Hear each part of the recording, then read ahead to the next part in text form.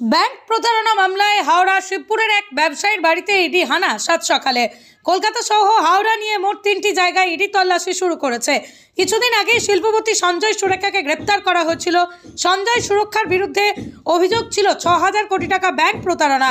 সেই টাকা কোথায় গেল খোঁজ করতে নামে ইডি আধিকারিকরা। তাতে বেশ কয়েকটি কোম্পানির নাম সামনে আসে। তার মধ্যে একটি কোম্পানির ডাইরেক্টর ছিলেন দীপক জৈন। আজ বৃহস্পতিবার তার বাড়ি হাওড়া শিবপুর থানার অন্তর্গত বিক্রম বিহার ই ব্লকে ইডি আধিকারিকরা তল্লাশি শুরু করেছেন। তদন্ত যে বেশ দীর্ঘক্ষণ চলবে অনুমান করা যাচ্ছে। সকালবেলায় বেশ কিছু খাবার জল নিয়ে ওঠে। 6,000 কোটি টাকা কোথায় গেল সেই তল্লাশিতেই এখন ইডি আধিকারিকরা। শুনলাম এটা ইনভেস্টিগেশন জন্য এসছেন আর পুরো টিম নিয়ে এসছেন, এটাই শুনতে পেলাম।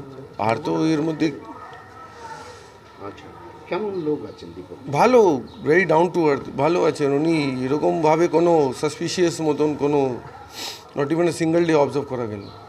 আচ্ছা, এই ধরনের যে সকালবেলা ইডির রেড হলো, এটা কি মেনে নিতে পারছেন আপনারা? নেই, দেখুন হতেই পারে, কোম্পানির মধ্যে কেউ ডাইরেক্টর হতে পারে, কেউ পোস্টে ডেজিগনেশনে হতেই পারে।